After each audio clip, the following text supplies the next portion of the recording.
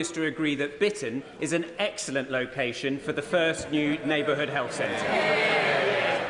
Well, I pay tribute to him for making the case for his constituents, and I know the Health Secretary will give it every consideration. Mr Speaker, the 10-year plan will establish neighbourhood health centres in every community, and that'll make a massive difference, starting in the places where the need is greatest and life expectancy at its lowest.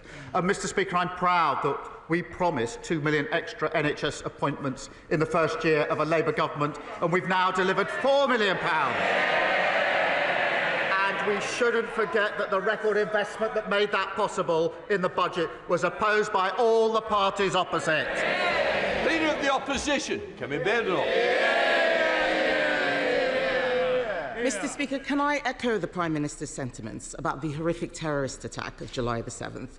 I was pleased to be at the commemoration service on Monday, and in particular our thoughts are with the families of those who lost their lives, those who had to go on without their loved ones.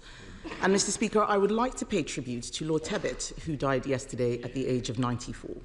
He was a man of iron integrity and conviction, who by his efforts helped to save our country from the chaos of the 1970s. We all owe him so much. Mr Speaker, in their manifesto last year, Labour promised not to increase income tax, not to increase national insurance, and not to increase VAT. Does the Prime Minister still stand by his promises? Yes. Mr Speaker, it is rare. It is rare, yes. It is rare that he's able to give a clear answer, but I'm glad that he has done so, because he also promised, in fact, he boasted that he solved the doctor strike. But only a Prime Minister who was so weak and giving 28% pay rise to doctors, only now we see that they're still voting to strike again. He folds in every negotiation and claims that it is a triumph. Yes, he does. And we saw at the budget, Mr Speaker, more promises. The Chancellor promised that she would lift the freeze on income tax and national insurance thresholds, because in her words, they hurt working people. Is that still government policy? Mr Speaker, no Prime Minister or Chancellor is going to write a budget in advance. We are absolutely fixed on our fiscal rules. We remain committed to them. We remain committed to our budget, to our manifesto commitments. I realise that sticking to your fiscal rules and your manifesto commitments is a bit unfamiliar to the party opposite, but it's because of the decisions the Chancellor took, that this government has taken, that we can update the House. £120 billion of inward investment into this country since we took office. Business confidence at a 9-year high. That's longer than the Leader of Opposition has been in Parliament. Deloitte this week saying the UK is now the best place to invest, creating 384,000 jobs. What a contrast to the mess that we inherited from the party opposite. Mr Speaker, there was no clear answer there. The whole House would have heard him fail to rule out freezing tax thresholds. He could say it in the first question, he could promise, but he couldn't this time round. But what does this mean, Mr Speaker? He's talking about record investment and more jobs. We know that people are losing their jobs. Unemployment has gone up under Labour every single month since it's their year in office. But what does it mean on this issue of tax thresholds? It means that under Labour, millions of our poorest pensioners face being dragged into income tax for the first time ever. Does the Prime Minister think it is right that struggling pensioners should face a retirement tax?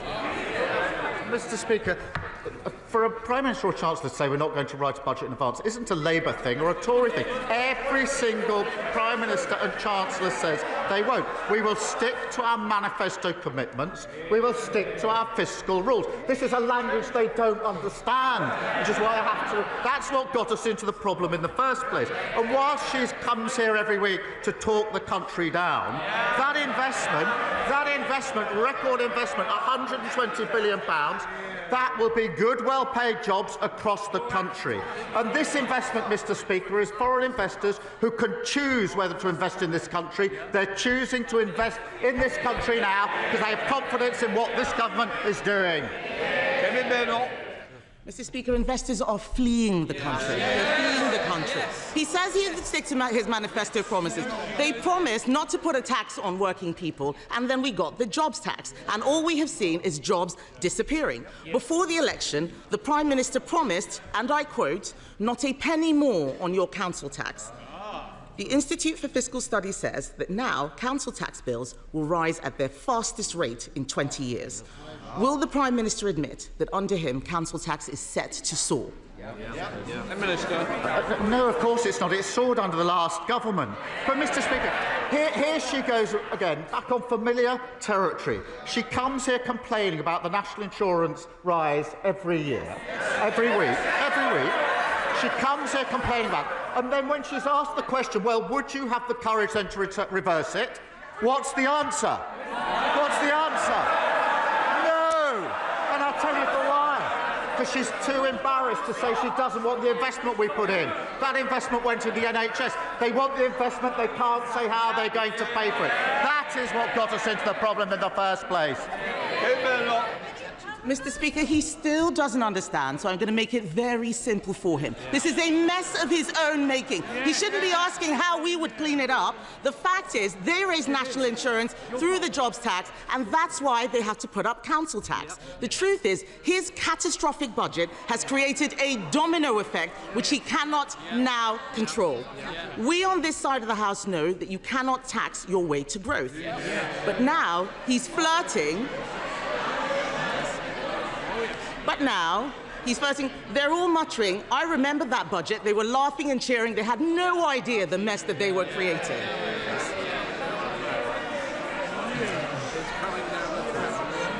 They should go and explain to their constituents about why unemployment is going up.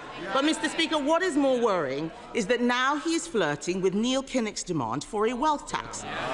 Let's be honest about what that means. This is a tax on all of our constituent savings, on their houses, on their pensions. It would be a tax on aspiration. Will the Prime Minister rule this out?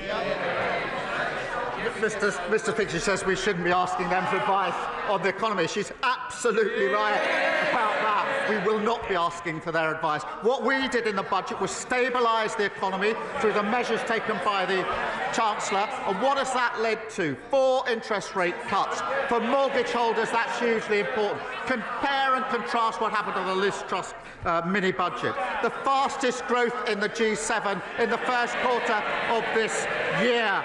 Wages up more in the first 10 months of a Labour government than the 10 years under the Tories. So, no, we don't need lessons from them. Mr. Speaker, he says he stabilised the economy. Has he spoken to any farmers recently? Yes. It is time for him to take responsibility for the mess he is making. He has been in office for a year, and all we see is him congratulating himself on what a fantastic job that he has done. Nobody out there believes it. No, not even them. Not even them. What a weak chair. Mr. Speaker, he's congratulating himself. We can compare records. He talks about the fastest growing economy. We left him the fastest growing economy of the G7. We cut the deficit in every year until the pandemic. We got inflation down to 2%. On his watch, taxes are up. Unemployment is up. Inflation is up. And this weak Prime Minister has been forced into a series of chaotic U-turns. Yesterday, Mr. Speaker, the OBR said that our economy is being eroded under Labour. Doctor strikes, tax bombshells, the wealthy leaving in droves. Isn't the truth that under him he is dragging us back to the 1970s? Mr. Speaker, responsibility. We're responsible for 4 million extra appointments in the NHS. We're responsible for a 10-year plan on the future of the NHS after they broke it. We're also responsible for free school meals being rolled out in a way which has never been done by any government. Breakfast clubs being rolled out, family hubs being rolled out, transport across the country, and migration coming down. We take responsibility and we're proud of that. Lord Hatton. Thank you, Mr. Speaker.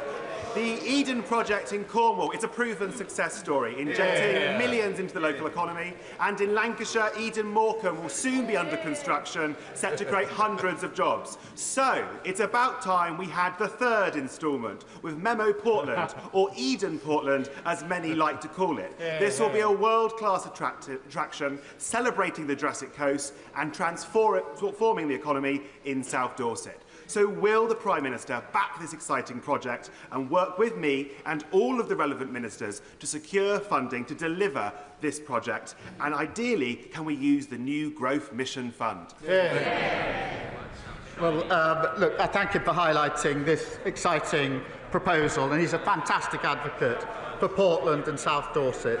The Eden-Portland is a hugely exciting project. I can't confirm funding allocations yet, Mr Speaker, but our £240 million Growth Mission Fund should support transformative projects that give local leaders real investment to deliver real change. And I know he makes a compelling case in relation to the fund that's been set out. Sir Ed David, Leader of the Liberal Democrats. Thank you, Mr Speaker. Can I associate myself and my party with the Prime Minister's comments about the horrifying terrorist bombings of 7/7 here in London? Our thoughts are with the victims, their families and our amazing emergency services. And can I also join in the condolences to the family of Lord Tebbit? He was a man of service in the RAF, in politics, and as a carer for his wife, Margaret. He will be greatly missed.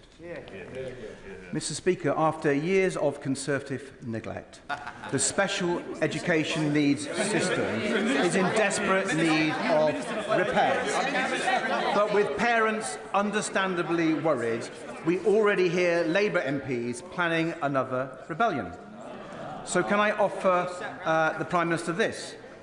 If he genuinely wants to fix the problem and not strip away the rights of children and parents in some cost-cutting exercise, then we have 72 votes to help.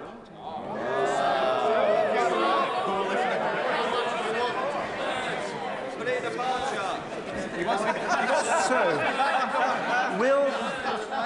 will the Prime Minister look at the 5 tests for SEND reform we have published today and work with us to make it happen? Well, Mr Speaker, it's telling that when he raises the question of the broken SEND system, they laugh at the back of the Tory boxes. They laugh. That's how seriously they take their responsibility. Absolute shame. But as he knows, every week across the House, people raise this issue with me. I think it's been raised more times than anything else. And everyone knows the system is broken. And again, guess who broke it along with everything else? It doesn't work for parents, and it lets down children. So we do need to reform and change it. That's not about saving money. We've already invested an additional £1 billion into SEND, but it is about creating a new system that truly supports every child. And we're developing proposals. We want to work with parents and teachers to get this right, and I would expect him to welcome that. Sir Ed Davey. Well, I thank the Prime Minister for his reply. We want to work across the House to fix the mess that lay live. We don't want another welfare-style mess this time. We've got to fix this properly for parents and children. Mr Speaker, the Conservative government badly undermined the security of our borders by ripping up the returns agreement that allowed us to send migrants back to Europe. So I hope the Prime Minister can secure a new returns agreement with France that acts as a real deterrent to stop the votes. And the Conservatives also sent hundreds of millions of pounds to France and got nothing in return. Does the Prime Minister agree that any new funding to the French government must be conditional on them agreeing a returns deal and doing their bit to stop the votes? Mr Speaker, we're working closely with the French on this issue. We'll only provide funding that delivers for our priorities. We are working closely. We share information to a much greater extent than was the case before. We've got a new specialist intelligence unit at Dunkirk, and we're the first government to persuade the French to review their laws and tactics on the North Coast to take more effective action. I'll be discussing this at meetings with President Macron both today and tomorrow. John Slinger. Thank you, Mr Speaker. In light of recent events, could the Prime Minister update the House on the work of the COVID Corruption Commissioner? And does he agree with my constituents in Rugby, Bulkington and the surrounding villages that there should be no place in public life for people who exploited the pandemic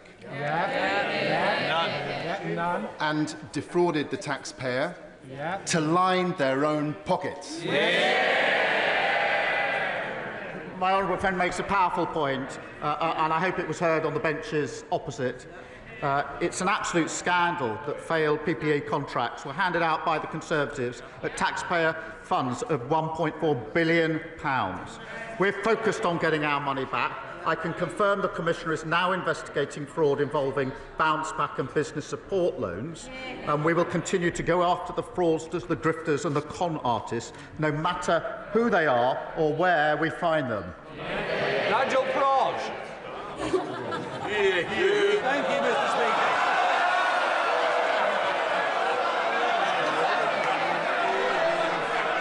The main reason this country decided in 2020. Some of you want to get in a little later. If this takes forever, you won't get in. Nigel Farage. Thank you. The main reason this country wisely voted for Brexit back in 2016, and that included millions of Labour supporters, is because we wanted to take back control of our borders so that we alone could decide who comes and settles in our country. Does the Prime Minister understand that demand today is even greater than it was back in 2016, and that we demand, the country demands, that you say to the French President, will you shut up? That you say to the French President, we will not accept undocumented males across the English Channel, and that you are not dictated to by an increasingly arrogant, anti-Brexit French President. Mr. Speaker, we are fixing the mess that we inherited. We are working with other countries to ensure that we take the measures necessary to stop people crossing the Channel. They are serious answers to serious problems. His proposal for 10 years, wagging the Tory dog, has been to break everything and claim that's how you fix things, to stick two fingers up at your neighbours and then expect them to work with us.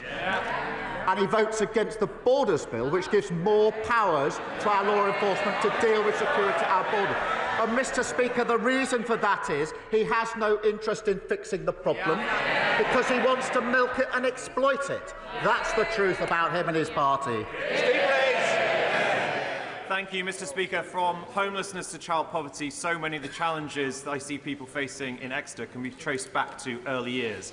So can I welcome how this government is rebuilding on the legacy of Sure Start, so cruelly dismantled by the party opposite? And can the Prime Minister set out what difference this will make to family services in Exeter? Well, I'm grateful to him. I've discussed it with him before. He's a brilliant champion for Exeter. Mr. Speaker, every child should have support to realise their potential. And the party opposite tore up Sure Start and took it out of our communities, an act, in my view, of vandalism that abandoned families and deepened inequalities. Mr. Speaker, we're delivering 1,000 Best Start family hubs across the country. That's in addition to free childcare being rolled out and expanding free school meals. That's the change the Labour government makes. Jim Ramsey. Thank you, Mr. Speaker. Growing numbers of people are joining calls for a wealth tax on the super-rich, including former Labour leader Lord Kinnock and today a former First Minister of Wales, and it transpires the Chancellor herself when she was in opposition. So will the Prime Minister stand by his promise that those with the broadest shoulders should carry the largest burden?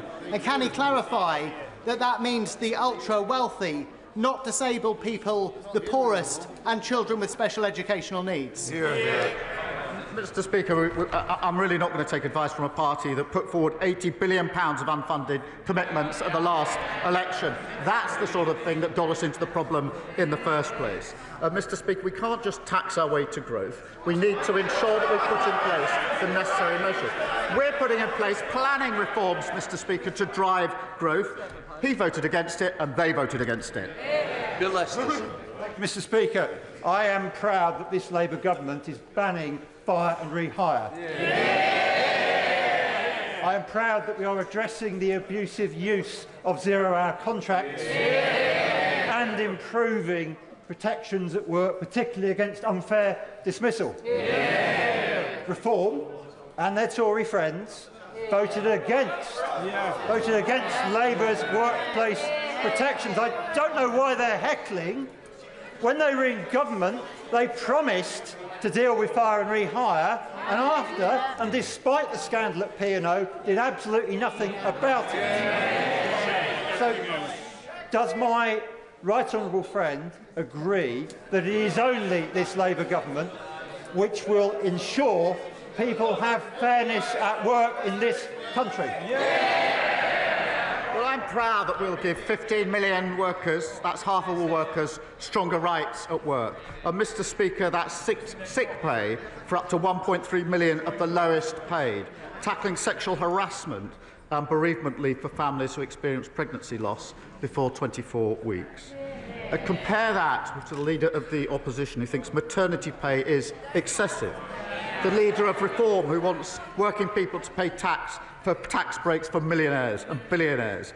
Both of them vote against reform and better protection of workers at every term. They always have and they always will. They offer nothing for working people. Sir David Davis.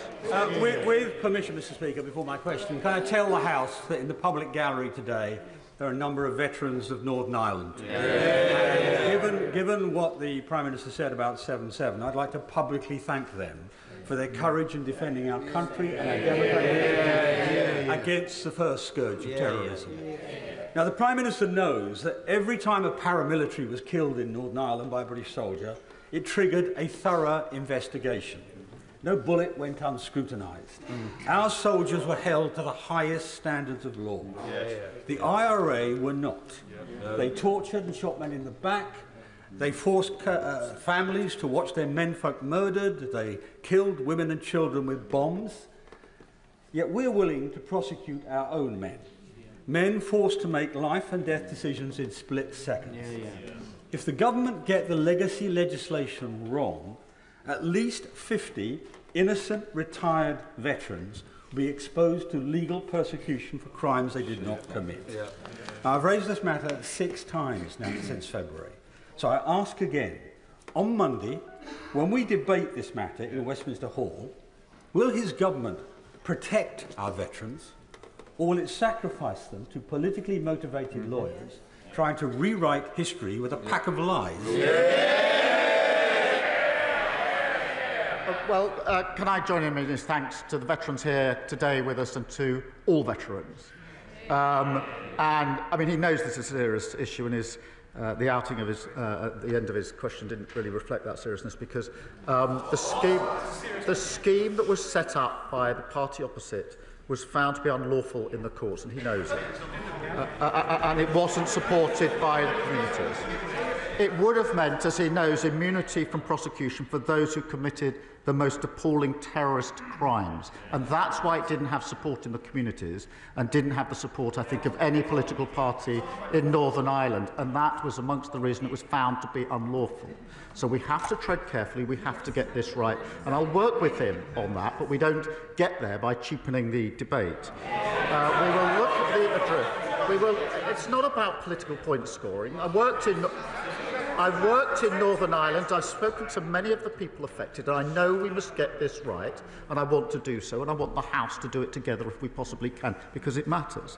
But we have to do that in a serious way, to address the issues of the past, of course, in a way that has support of victims and survivors. And that is a key test for me, because without the support of victims and survivors, I think it's very hard in Northern Ireland to come up with something which will have the confidence of everybody in Northern Ireland, which is why we have to work in the way we do.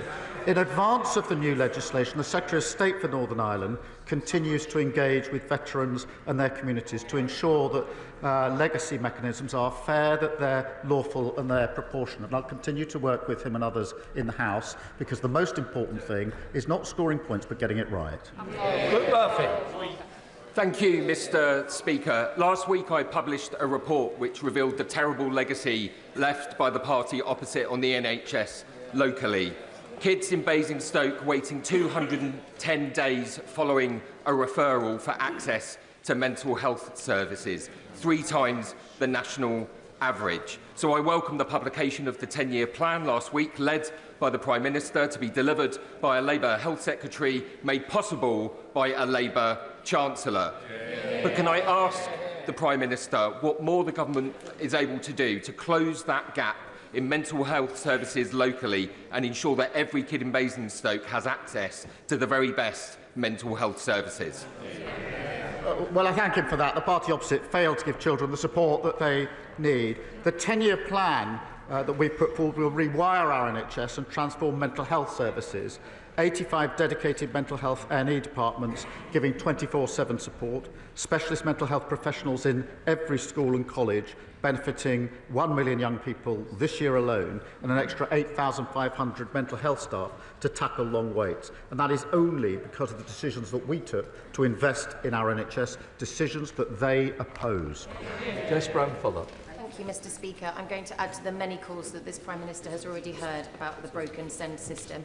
I met with head teachers and SENCOs in my constituency of Chichester last week. They all told me the same thing, that the SEND system is broken, it's adversarial, parents are at breaking point, there are not enough spaces in specialist schools, and the EHCP process is long, it's harrowing, and it's often degrading. Now, I know the government are exploring their options, but will he take the Liberal Democrat calls to introduce a national body for SEND so that we can end the postcode lottery and fix this problem for good?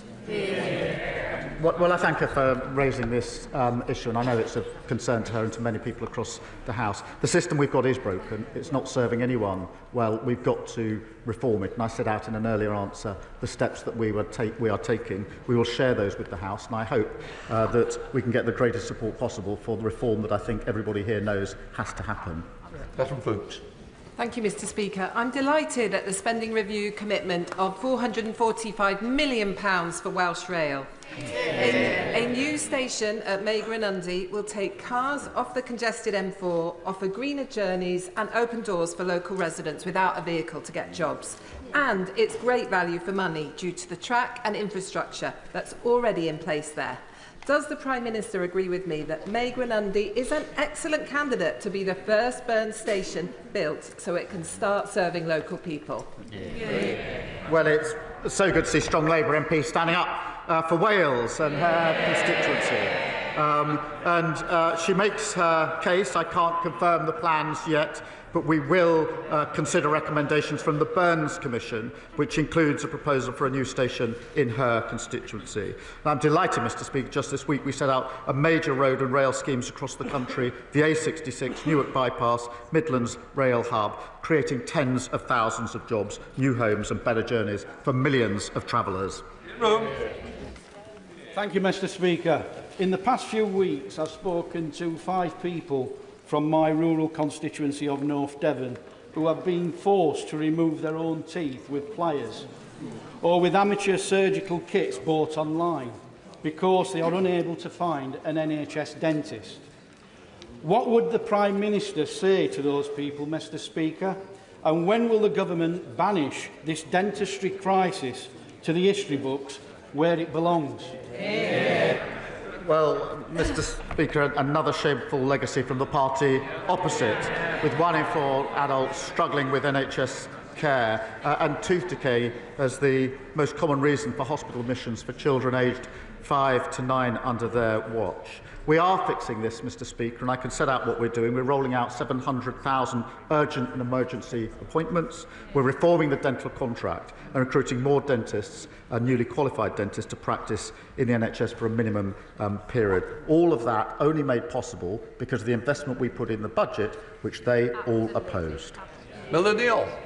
Thank you very much, Mr. Speaker. Tax evasion, money laundering, illicit goods, illegal working all undermine our high streets like Freeman Street in my own constituency, undermine local business confidence and challenge community cohesion. That's a reality around the country because of the explosion of vape shops, fake barbers, Harry Potter shops, American candy stores. Will the Prime Minister commit to working with his cabinet to bring in a national strategy to tackle the scourges of the high street and restore high street confidence? Well, she's right to highlight this issue, Mr. Speaker. In March, we saw a major crackdown against criminals using high street businesses to launder money, and with almost 400 properties securing freezing orders over bank accounts totalling more than £1 million and arresting 35 individuals. There's much more to come, and I thank her for highlighting this really important issue. Sir Ashley Fox. Thank you, Mr. Speaker. The Prime Minister was elected on a promise to smash the gangs. He said he would reduce small boat crossings. He said he would close asylum hotels. Why are all these issues going wrong? Mr. Speaker, we are fixing the problem that they said they'd take control of borders and they lost it. We're working hard with our allies. We want to bring forward more powers for our law enforcement at the borders through our Borders Bill to give them the powers they need to take the job and deal with it. And what did they do? They voted against. A confected argument. Patrick Hurley.